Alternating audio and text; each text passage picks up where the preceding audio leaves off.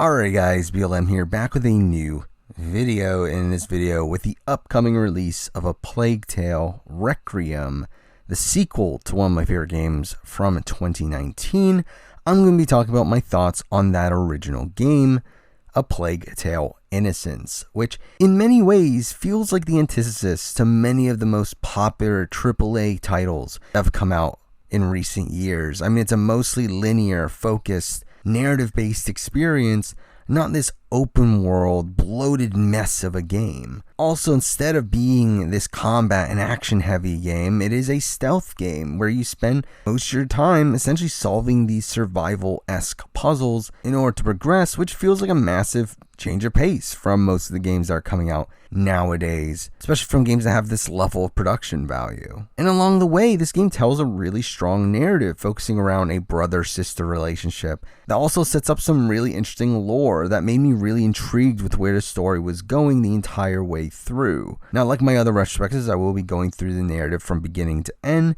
but before we do that, I do want to talk about some more general gameplay elements of the game first. So let's start that off with what the majority of the game is. I mean, you spend most of the game playing as Amicia from a third-person perspective, utilizing stealth to navigate through enemy encounters. Enemies in this game pretty much kill Amicia immediately if they catch up to her, and some enemies have range weapons that can kill you pretty quickly after detection as well, so remaining undetected in this game is pretty integral. Now, the main weapon throughout the game is your sling that you can use to throw rocks, which is initially used to create distractions, but eventually you do also get to kill enemies with it using headshots. This game does also include a crafting system where you can use items you pick up throughout the game in order to upgrade your equipment, but more importantly, you can use them to create other throwables that you can use to start or put out fires or even attract rats to other locations, which obviously is a major part of the puzzle solving within the game. And the unlocking of these items are spread throughout the game, making it feel like you're learning new things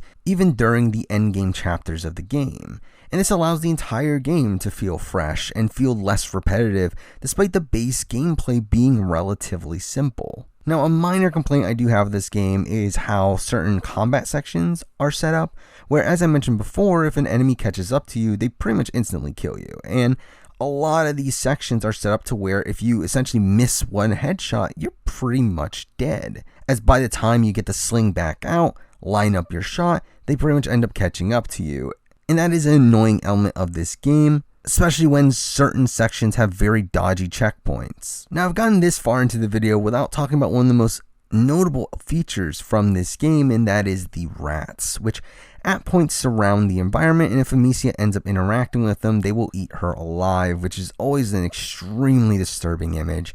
And really, in general, the aesthetic of these hundreds of rats being on screen whispering around is really nightmare fueling, but finding a way to navigate through them is one of the more interesting elements of the game, where again you have these tools that you can craft to distract them or create fires that the rats will cower to, and the game does have some pretty clever level design throughout that does lead to some pretty interesting puzzles involving figuring out how to distract the rats or using the rats in order to take out your human enemies. Now, the final bit of gameplay I want to talk about before getting onto the narrative is talking about Hugo, Amicia's younger brother, who you do have to escort throughout most of the game. Really, a lot of this game is a glorified escorting mission, as if you get too far away from Hugo, he starts freaking out, which can cause you to fail the mission. As you expect, there are points where one of the characters has to do something on their own, and you can direct Hugo on what to do. And while this sounds kind of annoying, none of this ever came off as annoying to me. I mean, there are points where I would push the wrong button and Hugo would get caught, but there was nothing too egregious in this game to diminish my opinion of it by too much. But now let's talk about the narrative, where I do feel like we might as well run through the entire game from beginning to end. But first, let's talk generally about the story, which, while not something entirely original, I did enjoy seeing the relationship between Amicia and Hugo and seeing it grow over the course of the story. I do think the characterization of this game is pretty strong, where despite none of these characters really popping out as massive highlights, I do think the entire cast of this game is pretty likable in their own respects. Obviously, Amicia is the most developed character, and I do find her to be a pretty strong protagonist. Hugo can come off as this annoying little brother that does come off as pretty mature and naive throughout the story, but that's really the role he's supposed to play, and his loss of innocence over the course of the story is one of this story's major themes. And then you have a bevy of side characters that periodically join your group, and I did like seeing this group grow. That reminded me of the growing cast of characters I would see from the shonen anime I would watch when I was a kid. But now let's run through the game itself, which is broken up into 17 chapters. Chapter 1 is a pretty lengthy introduction to the game. Right away you're put in control of Amicia as she spends some time in the forest with her father and her dog.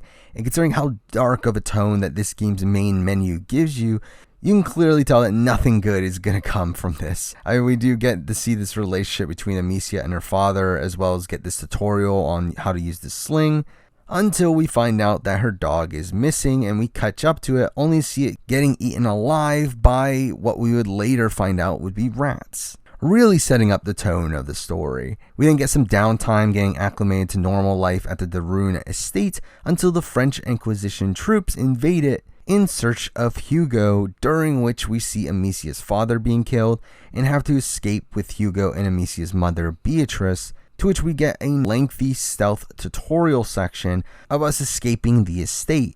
And at the end of the chapter, Beatrice is presumed to be murdered as Amicia and Hugo escape on their own. Again, kind of your generic fare there, but does make the majority of this game about the Amicia-Hugo relationship as they continue to go on the run from this point on and have the bond despite not being close beforehand. The next few chapters are spent further bonding the duo on their way to finding a doctor named Laurentius. Chapter 2 is a pretty cool set piece taking place in this village, and you spend most of it running away from the raving villagers who think that Hugo is the reason for the plague. This does lead to Amicia using her sling to kill her first human, and the chapter ends with a boss battle that I always found pretty annoying, where you have to fight against this heavily armored soldier and you have to systematically chip away at his armor, and with this battle lacking any checkpoints, it does lead to some annoying deaths and frustrations at how far back it puts you when you die. Chapter 3 mostly revolves around another set piece inside of a church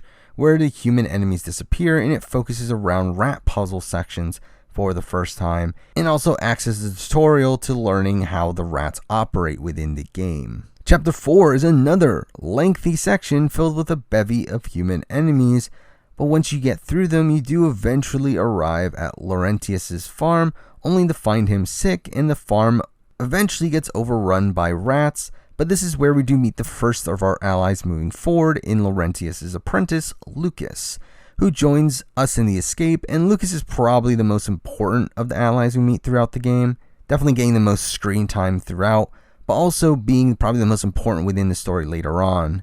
Now this does lead up to chapter 5, which is another lengthy chapter, but this one does have some pretty great puzzle designs, with this section being filled with encounters that involve both rat and human enemies, and this adds a new dynamic to the puzzles in the game. But here narratively we do learn a lot more about what makes Hugo special, where Hugo has the prima macula in his blood, which passes down through certain nobles, and the Grand Inquisitor of France, Vitalis, wants to use Hugo's power that stems from the Prima Macula in order to rule France. Because, why not?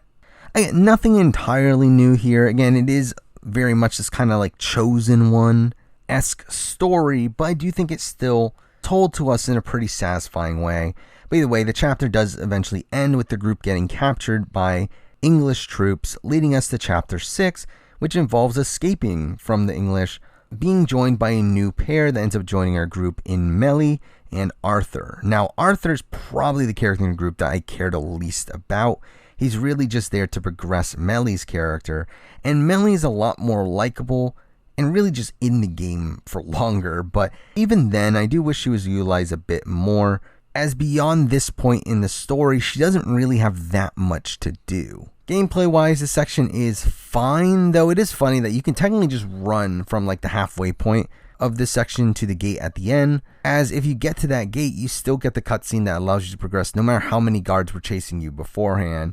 so I never really felt incentivized to do this section as intended. Afterwards, we do get some combat sections involving headshotting some guards, which again can get annoying due to how slow the sling is in the game, but again, not a massive complaint for me. Chapter 7 is another section that involves a lot of stealth around human enemies, and this one in particular I remember being pretty annoyed at, considering how long one of these sections is. But I did find it funny how on the replay, I really just lucked my way through it by really dashing for the end initially, and then somehow just not being killed along the way. And I just hid in a bush towards the end of it and somehow just didn't get redetected, which was extremely lucky. But that section is pretty difficult, but eventually we do reach the Chateau des Ombrages, which becomes our base for the rest of the game, and we do get a puzzle involving clearing out the area of rats, but afterwards that does lead to Chapter 8, which feels like a transitional chapter, which happens a few times in the game,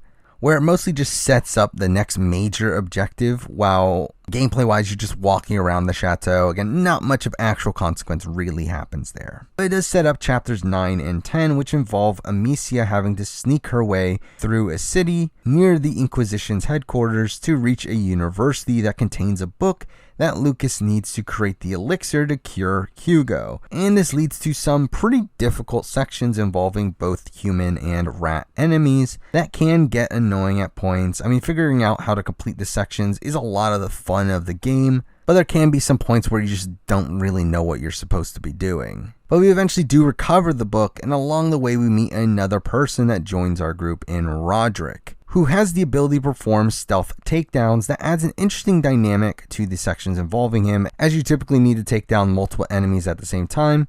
Now beyond this, we do have an interesting set piece of us running through the burning university, and this is also where we first interact with the main antagonist of the game in Vitalis, who turns out to be this ailing old man who does come off as being like maniacally evil for evil's sake, which I don't love. I do wish he was given a bit more depth on why he acts the way he acts, but the role he plays within the story is pretty similar to this like Palpatine-esque figure, with Hugo being his Anakin. Afterwards, chapter 11 is another transitional chapter involving us learning that Amicia's mother is still alive, to which Amicia decides to not tell Hugo about this despite him hearing them talk about it, which leads to some conflict between them later on in the story. But with his condition deteriorating, Amicia and Lucas decide to return to the de Rune estate to find Beatrice's research, leading to chapter 12, which is a really great chapter. Again, some really fun puzzles here in manipulating the rats, especially now that we're at this point where we have most of the tools that you'll end up unlocking throughout the game, but also to return to the de Rune estate, again, the place that the game started off at, where it used to be filled with these bright, lively colors. We saw numerous NPCs there in the past. For it to now be this dark, destroyed wasteland is obviously a major contrast there. Now we do eventually find her lab under some ancient ruins where they complete the elixir and return to heal Hugo, but chapter 13 is where the conflict between Amicia and Hugo comes to head, and it comes off as this dream sequence that I never particularly love in games. But by the end of this chapter, it becomes clear that Hugo has run away and joined the Inquisition in order to find his mother, leading us to chapter 14, which entirely comprises of you playing as Hugo, now in Inquisition captivity, as he attempts to find his mother, and we get a pretty lengthy stealth section where you don't have any weapons or tools, and we just get a straight up stealth section where if you're detected, you die instantly.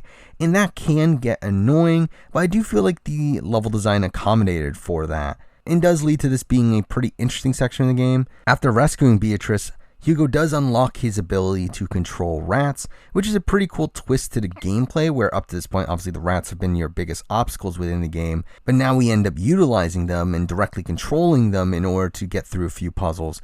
But also narratively, I did like this turn in the story as well, where through this chapter we kind of get all the reveals of why Hugo is as special as he is and what exactly his powers entail. And afterwards we do end up in a confrontation against Vitalis, where we do get a few annoying combat sections that I did struggle with the first time I played the game. Though to be honest, on the replay it wasn't really that difficult at all.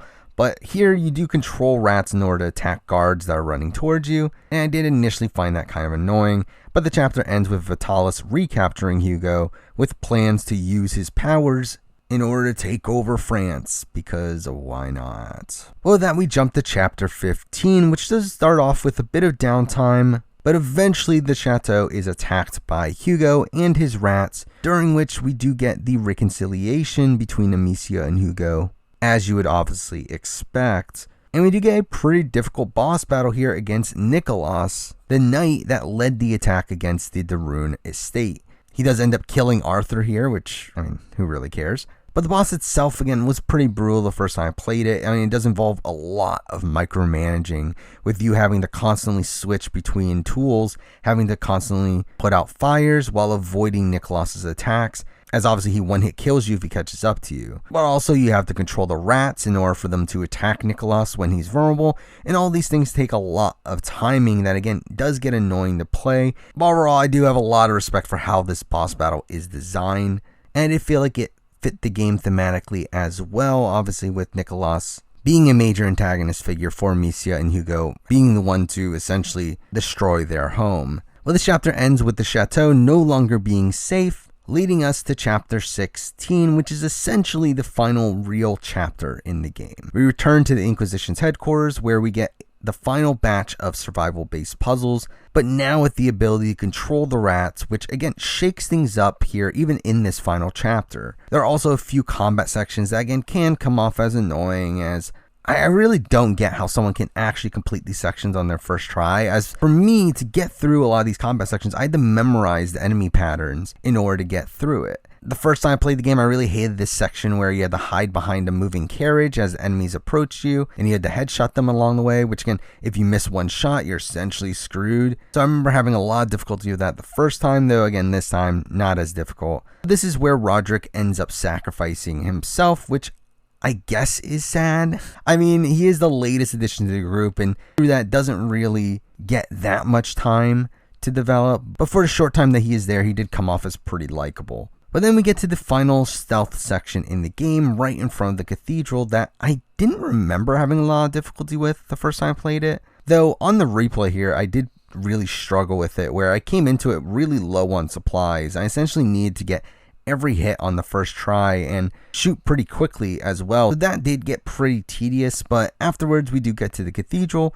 for the final boss battle against Vitalis, which starts off with this really dumb battle between our black rats and his white rats that I never fully understood how this is supposed to work. It always just came off as ridiculous to me, but once you get through that, you do have the actual final boss battle. And I remember finding this boss battle pretty difficult the first time I played it, but on the replay, I feel like I still remembered a lot of his attack patterns. And through that, that made the fight a lot easier, where he attacks with these pillars of white rats that you have to manipulate where they land, so they don't end up blocking the way for Hugo's rats to hit Vitalis directly. And again, like, just knowing how the boss works from the beginning does make this fight pretty simple, but we do end up killing him eventually with Amicia's sling, which again, narratively can come off as somewhat anticlimactic, but does also kind of feel right at the same time, with obviously the sling being Amicia's main weapon throughout the game. But immediately after the boss battle, we essentially cut to credits, only for us to get a chapter 17, which is essentially an epilogue,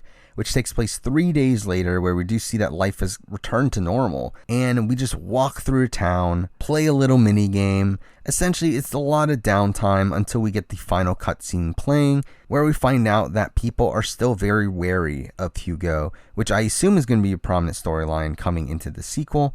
And we have Amicia, Hugo, Lucas, and Beatrice leaving the town in search of a new home, which is a nice way to end the first entry in the series. I do think there's a lot of potential for a sequel, though I also feel like narratively this story does hold up on its own. I don't feel like a sequel is necessary, but I am still excited to see what they end up doing with it.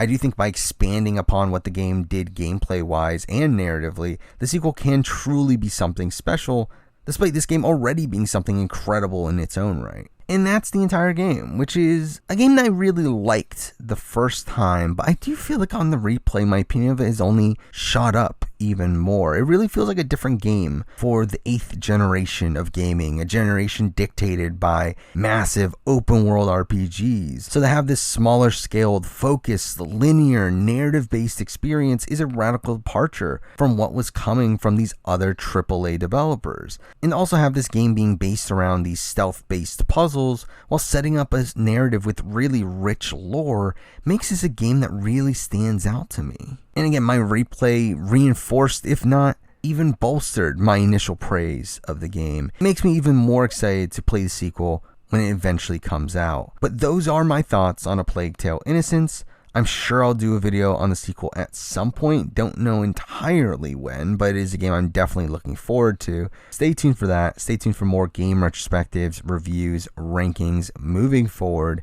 But for now, that's the video. Thank you for watching.